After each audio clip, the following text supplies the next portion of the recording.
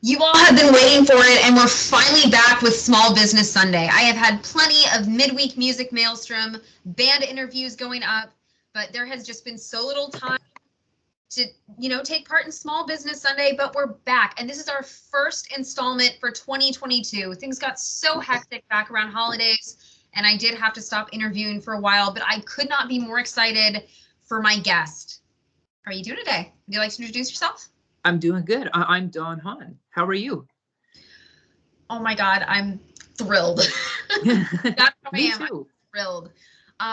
So I actually for those of you watching, Don Hahn is actually a magician who has a YouTube channel that blends one of my favorite things, history, with magic.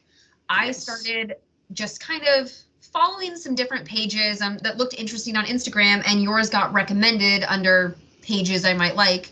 So I gave it a look, and I'm like, wow, this is really cool. And I started following you, and I'm like, okay, I have to check out his YouTube channel. And I really, really liked it. Like, it didn't seem like you were trying to be too theatric in your production, but you had such great presence. I thought the tricks were cool. I thought the way you talked about just these history topics was amazing. Oh, so thank you. I had to ask you to be on my segment, and I'm so glad that you said yes. Me too.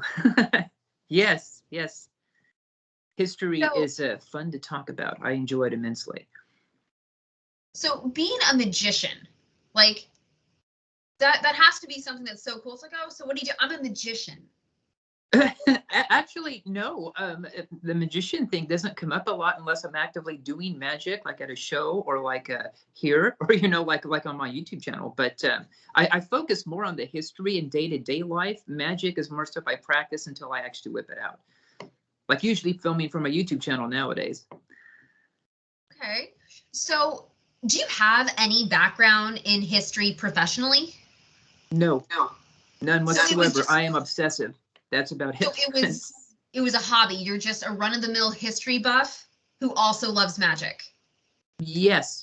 I started off as so professionally as a magician, definitely. But as I'm not like historian, I was raised mostly by my dad, who was also really into history. And so I started off with history by the time I could read. So yeah, I've been into history all my life, pretty much. Wow. Yeah. Goodness. So are you someone who has like do you prefer to like pick up a good history book or like to watch a documentary? It depends on the documentary and it depends on the book. But I do read textbooks for fun because I'm weird. But I do like a good documentary. Yeah, depends. It depends on the history too. All right. So how do you go about picking what you're going to talk about? Because describe your channel for me so viewers who maybe haven't seen it can kind of get an idea. Absolutely. I am a magician who loves history, and on the channel, I present historical events and historical mysteries by using magic. And I try to make them into digestible lengths, so that's not like a documentary. I don't know how you came up with that idea, but it was brilliant. So we all know, there's the murder, mystery, and makeup channel where Bailey Sarian does her makeup while she talks about true crime. And now we have all these people that are kind of doing other things while talking about a topic, whether it's baking while talking about serial killers, or there was one girl who sews while talking about conspiracy theories. And now we have magic while talking about history. And I'm really hoping that this trend continues because we are getting excellent material from it. Yeah, I'm seeing a lot. I saw the cooking one. I thought that was pretty cool. So you get a skill and you get to learn more about history. I think that's really awesome. The idea, I actually had a couple of friends suggest, I should teach history. And I'm not a teacher. I'm not. I don't have the patience for that sort of thing. They should, because I've combined it with magic during my professional shows, like in Vegas, in little bits at a time, but nothing this immersive. Doing the YouTube thing, partially thanks to COVID, actually, I couldn't do shows. And so I decided that, since I was doing the YouTube thing on camera, I could be more immersive with the history, just make them all one big thing, like I've always wanted to do. It was kind of hard to do that live, though, because most of my magic in Vegas was in the hands of other people. It was very interactive, pick a card type of thing. But now on camera, it's history. History writes my script. You can have those different screen grabs that are referring to what you're discussing. Yeah. really love, because I've watched your videos like once I started following your channel, and I really love like the Knights Templar one. You covered, you know, Black Bart. I really think that you've picked very good topics, and I think that that's part of what makes your channel more engaging, is that these are really interesting history topics that I don't think people immediately, like, it doesn't come to mind. Yeah, I try to stay off the normal train. I really like weird history, just off the wall. And I come across, I don't know why, it seems to come to me. I just start studying for one particular, like Knights Templar as an example, and I just come across all these weird sidetracks, and I write them down, and I come back to them, make an episode out of them. Yeah. I love it. So what kind of shows do you do most often off of YouTube? Anymore, this is pretty much it as far as magic goes. This is what I do. I work and I make YouTube and spend time with my family. That's my life right now, and study history in my lunch breaks. So since I have, you know, interviewed a lot of music groups and musicians, we do talk about, you know, kind of like the local music scene. Have you found that there is any such thing as like a magician community? Yes, definitely, definitely. Again, though, because of COVID, I don't go out very much. So, like, they have magic meetings in just about every city I've ever lived in. I'm just mostly into, you know, doing my own thing. Or when I was in Vegas, I was more connected to the community out there. But even then, it was a pretty small circle. The magic community can be pretty big, especially if you were to go to, like, people wanting to learn magic in Vegas. There's Jeff McBride's Magic Mystery School. You can always look that up online. I mean, it costs a little bit of tuition, but if you're serious about learning magic, he's a really good teacher, and that community is pretty big. Oh, wow. Yeah. So where are you from? I'm from Sacramento, California. Okay, but you performed in Las Vegas. Yeah, we moved there years ago, and then we moved here in Kansas about 5 years ago, almost 5 years ago. Okay. Wow. Do you remember the first magic trick that you learned?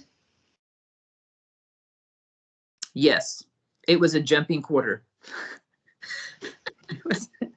So, okay, here's the deal. So my dad also, with the history, he also got me started in the magic. So he would show me all these sleight of hand things. Like before, like 3 and 4 years old, he'd show me, you know, he was a hobbyist, so he did a lot of things. So he read it from books. When I was my 6th birthday, my mom and dad got me the Siegfried and Roy Deluxe Magic Set, and it had 101 tricks in it. But the cardboard box folded into a table that you could perform on. My dad used it more than I did because he's really into, you know, so, but in the kit, it had this, and it was, you know, those rubber poppers, you know, that's like a rubber dome you used to get from the gumball machines. You fold it inside out, okay, and it would pop up after a couple seconds. It was the exact same thing made out of metal with a quarter printed on one side. It was just a very slight bevel. So you, look, I got a quarter, you know, and you put it on the ground and it jumped. That was my first, yeah. It was pretty fun. I was 6.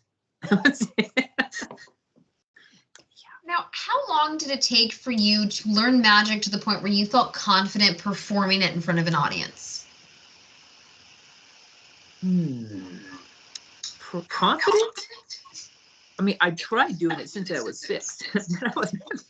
I'm a late bloomer, so it took me a while to get good at anything. When I was about 14, I turned really serious about making magic a lifelong thing, you know, so I'm OCD, so I practiced 2 to 8 hours a day with sleight of hand. But at 16, 17, I was pretty confident about what I could do at the time anyway. I was a lot more confident then. Before then, it was touch and go. A lot of experimentation, a lot of messing up, you know, learning experiences. Okay. Wow. So you said this goes back to your dad. Yeah. Yeah. He's a good storyteller. That's his strength. He is a good storyteller. Yeah. So what's that? So did he also contribute to your love of history in any way, or where did that start? Yes. Yeah, he would let me read his books. Cryptozoology, aliens, and history, archaeology. He had a bookshelf in his I guess office, the room he kept all his books in, and he would let me read them all the time.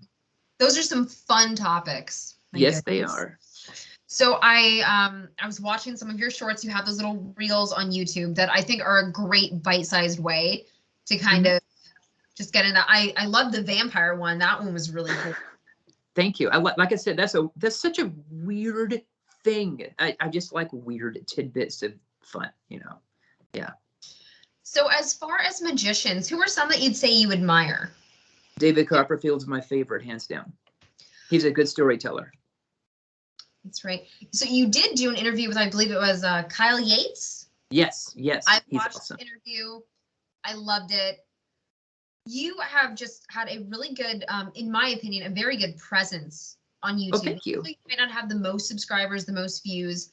I love what you're doing because there's something that, in being less flashy and almost seeming more humble about it, it's even more, it makes me want to watch.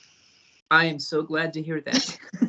Because sometimes I feel like I'm too subtle, but I'm trying to find that balance of, get your attention but not be in your face about it kind of thing. So how frequently do you upload? I am now doing it once a week, whether it's a short or a video. That's my New Year's goal. And so far from January 1st, I've been able to keep to that, which is awesome. I'm trying to ramp it up here pretty quickly, but right now that's what I'm doing once a week. Okay. So one thing that I was curious about, because magic is a very visual medium. Yes. People tend to stare at you more than other performers because they're like trying to catch the trick, trying to see if they can catch what you're doing. Yeah.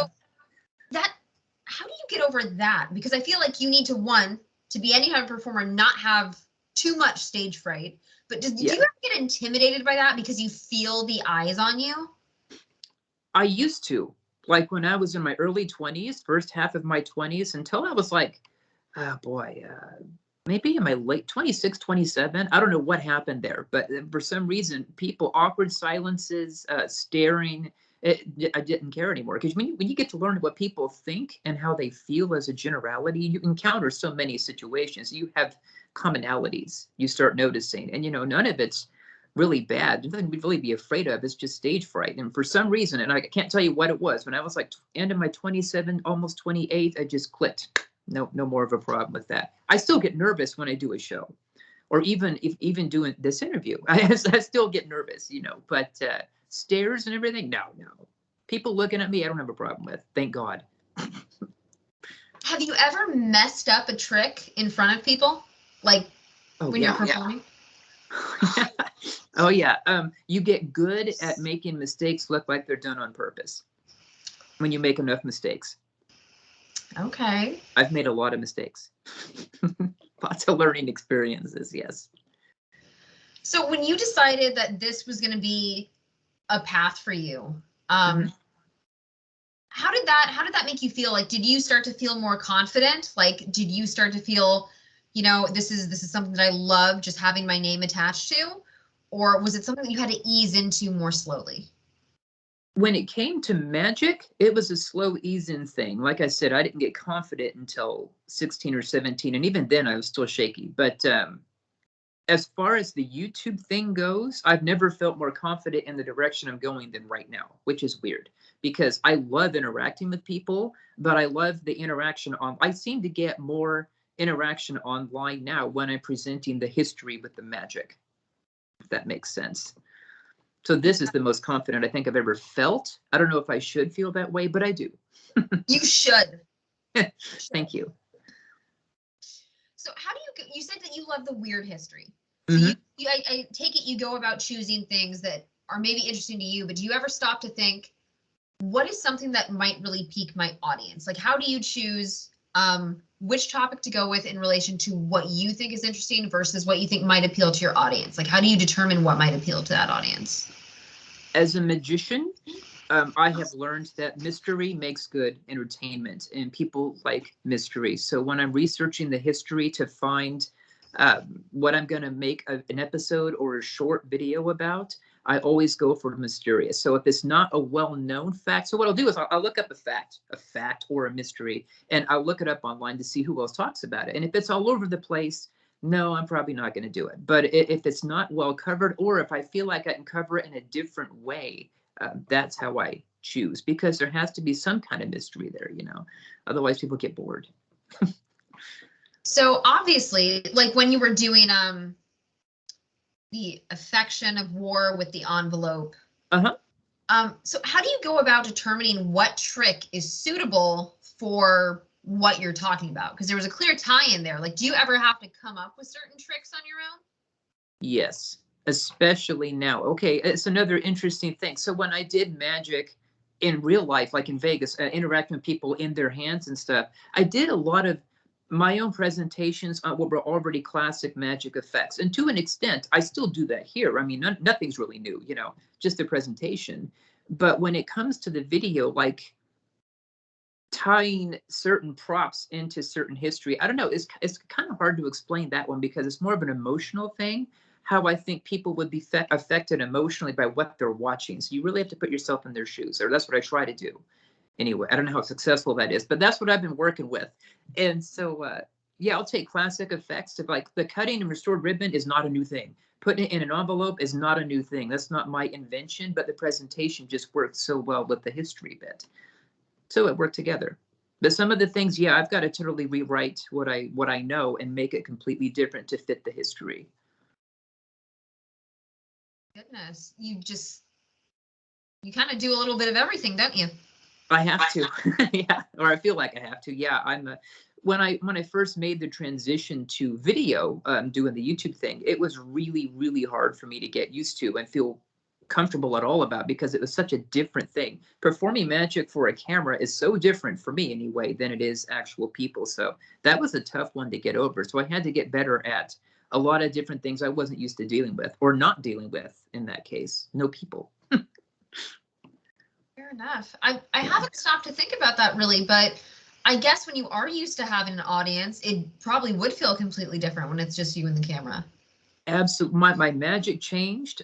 Like if I would have a set of, I did a lot of banquet rooms in Vegas, especially right before we moved out here. I mean, I was doing a whole bunch of them. And so I had my set, you know, I had to fill an hour and a half of magic. The first 45 minutes were people standing up with drinks and they were waiting to be let into the banquet hall to sit down. So that was walk around magic, which meant I was completely surrounded and I would be borrowing things out of people's pockets, their credit cards, dollar bills, rubber bands, and I'd have my pockets full of shenanigans too, you know.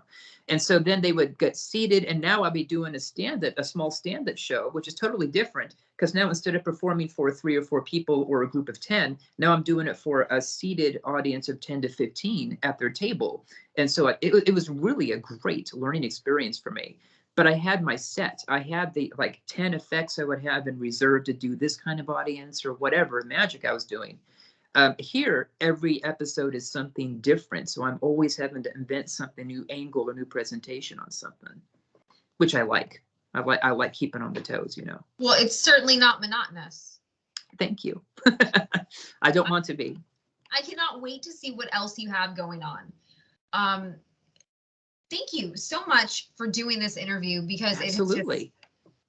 I am really passionate about supporting entertainers, small business owners, you know, people that are out here just giving us the entertainment, the services that we kind of take for granted, and getting all that kind of in front of people.